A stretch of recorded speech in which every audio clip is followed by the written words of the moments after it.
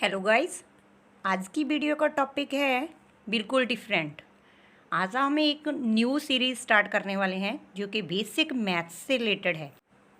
इस वीडियो में हम बेसिक मैथ्स के इम्पॉर्टेंट पॉइंट्स एंड रूल्स, जो मैथ्स के रूल्स एंड रेगुलेशंस होते हैं स्टार्टिंग से सीखने के, उन पॉइंट्स के बारे में बात करेंगे। आप चैनल पर नए आए हैं तो सब्सक्राइब कर लेना ताकि आपके पास मैथ्स के इम्पॉर्टेंट पॉइंट्स भी पहुंच सकें। तो स्टार्ट करते हैं। फर्स्ट वन इज़, किसी संख्या से जीरो को मल्टीप्लाई और जीरो से किसी संख्या को मल्टीप्लाई किया जाए तो गुणनफल जो प्रोडक्ट आता है वो जीरो प्राप्त होता है।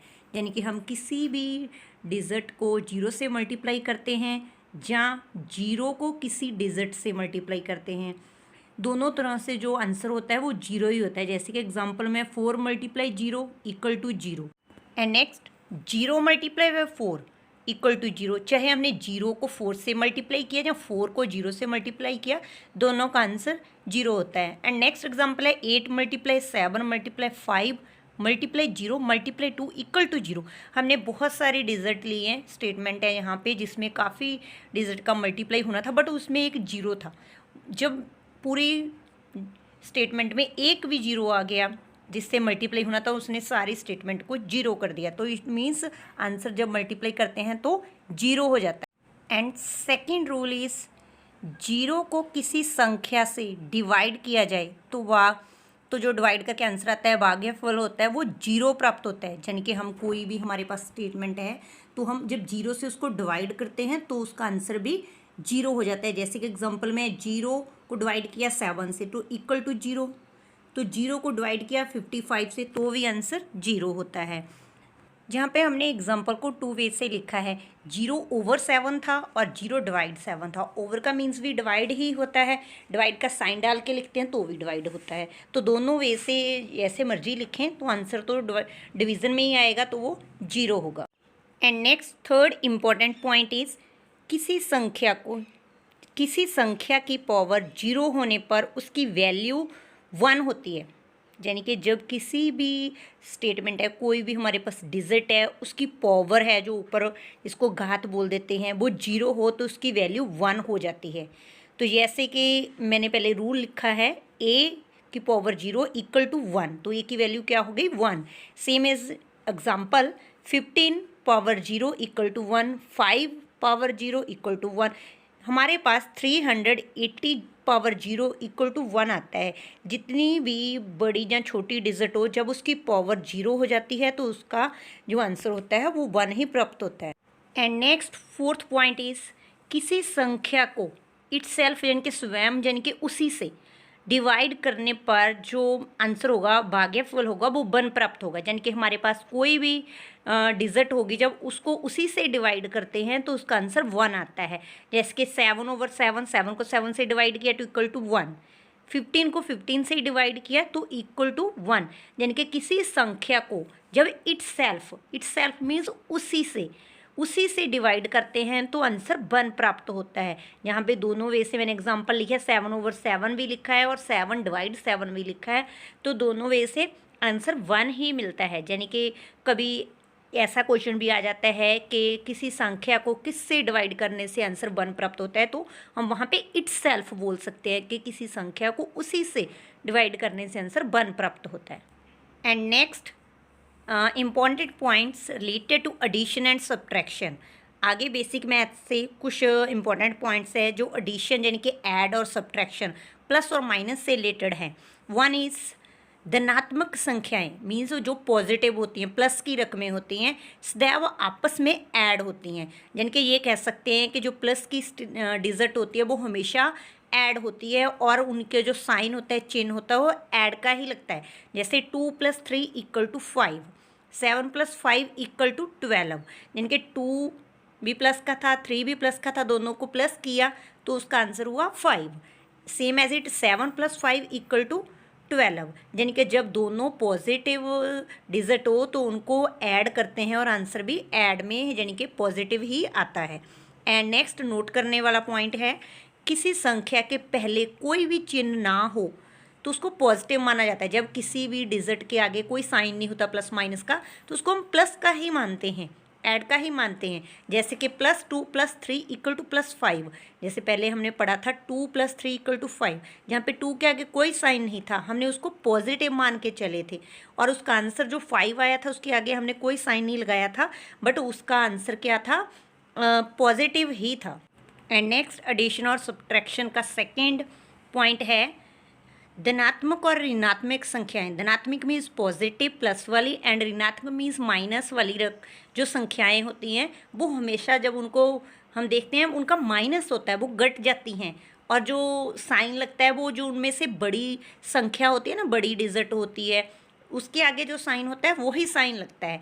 यानी कि जब एक प्लस की डिजिट हो एक माइनस की डिजिट हो, दोनों को हम क्या करेंगे, एक प्लस और एक माइनस को माइनस करेंगे और आंसर में साइन वही लगेगा जो बड़ी वाली डिजिट का साइन होगा। जैसे कि हमारी एग्जांपल में है +4 - 8, 4 प्लस का है 8 माइनस का है, दोनों को हमने क्या किया, प्लस माइनस माइनस होगा, दोनों को माइनस किया और आंसर आया 4।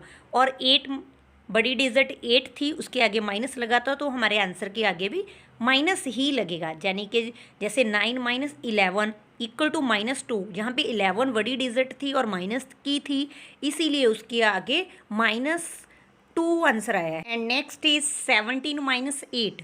17 के आगे कोई साइन नहीं है, उसको हमने पॉजिटिव मान के चलना है, प्लस का मानना है, तो -8 दोनों का माइनस हुआ और आंसर आया 9। 17 बड़ी डिजिट है और उसके आगे प्लस का साइन है, तो आंसर के आगे भी हम प्लस यानी कि कुछ नहीं लगाएंगे। ऐसे ही नेक्स्ट एग्जांपल है जिसमें कि बड़ी डिजिट माइनस की है और आंसर भी माइनस में ही आया है। नेक्स्ट थर्ड पॉइंट इज ऋणात्मक, जिनके नेगेटिव, जिनके माइनस वाली जो वैल्यूज़ होती हैं वो आपस में ऐड होती हैं, हमेशा जुड़ जाती है। जब और चिन्ह है जो वो माइनस का लगेगा ऐड होने के बाद, जैसे कि हमारे पास है -5 - 2 = जब दोनों के आगे माइनस माइनस होगा तो दोनों का ऐड होगा, और ऐड होने के बाद बट साइन है जो वो माइनस में ही लगेगा। -5 - 2 = -7, दोनों को ऐड करना था, 5 to 7 बना और आंसर दोनों माइनस के थे तो माइनस का ही लगा। -7 - 5 = -12, दोनों को ऐड करके 12 और साइन माइनस का ही लगा है। ऐड और सब्ट्रैक्शन के रूल्स में हमने ये पढ़ा कि जब दोनों डिजिट प्लस की होती हैं तो भी उनका प्लस ही होता है, हम ऐड ही करते हैं। जब दोनों डिजिट के आगे माइनस का साइन होता है तो दोनों का प्लस ही होता है। जब एक डिजिट प्लस और एक माइनस की होती है तो उनका माइनस होता है और आंसर के आगे साइन बड़ी डिजिट वाला लगता है। And next important points of multiplication. आगे हम मल्टीप्लाई के कुछ इंपॉर्टेंट पॉइंट्स होते हैं, जो मल्टीप्लाई के रूल्स हैं, हम उनको देखने वाले हैं। जैसे कि इनमें हमने पहले साइंस दिए हैं, साथ में उसके एग्जांपल्स दी हुई है। First one is plus multiply plus. जब प्लस की डिजिट को प्लस की डिजिट से मल्टीप्लाई करते हैं तो आंसर प्लस में होता है। जैसे 3 × 2, इनके आगे कोई साइन नहीं है, हमने पहले पढ़ा कि जब कोई साइन नहीं होता तो उसको प्लस मान के चलते हैं। 3 × 2 = 6। एंड सेकेंड एग्जाम्पल में है प्लस मल्टीप्लाई माइनस माइनस। जब एक डिजिट प्लस की हो एक माइनस की हो, दोनों को मल्टीप्लाई करते हैं तो आंसर माइनस में आता है। जैसे एग्जाम्पल में है 3 × -2 तो =-6। जब एक डिजिट माइनस की है तो आंसर माइनस में होगा। And third example also minus multiply plus. Minus को प्लस से मल्टीप्लाई करते हैं तो भी आंसर माइनस में आता है।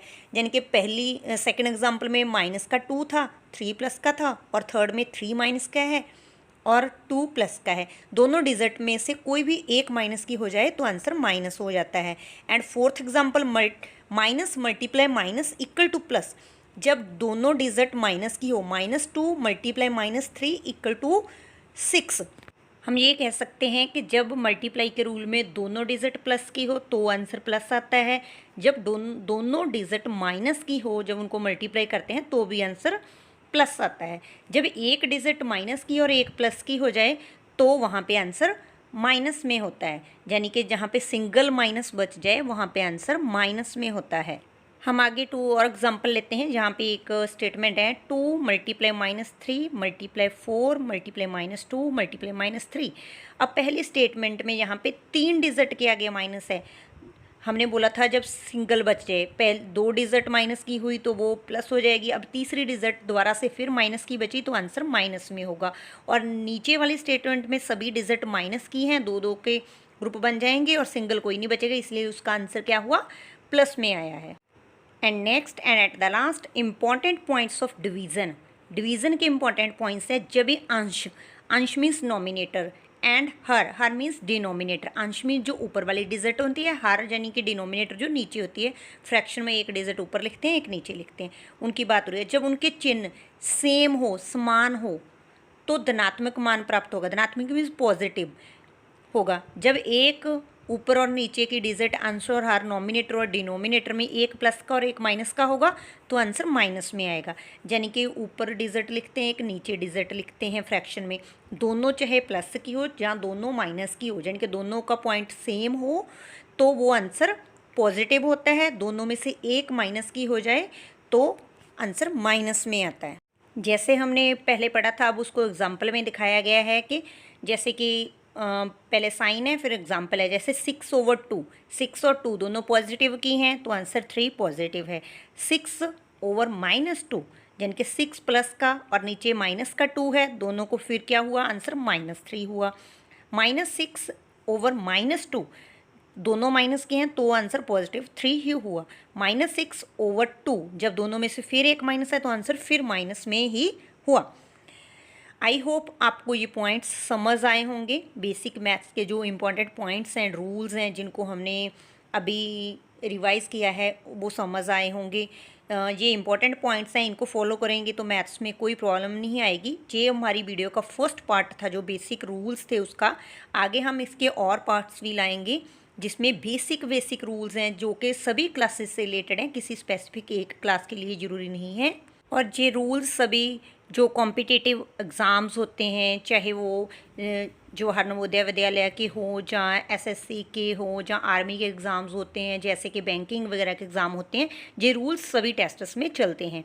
ऐसे रूल्स की आगे वीडियो आएंगी। इस चैनल पर नए आए हैं तो प्लीज़ इसको सब्सक्राइब जरूर कर लेना और बेल नोटिफिकेशन को ऑन कर लेना, ताकि आपके पास हर एक वीडियो का नोटिफिकेशन पहुँच सके। वीडियो अच्छी लगे तो इसको लाइक एंड शेयर करना। Thanks for watching the video.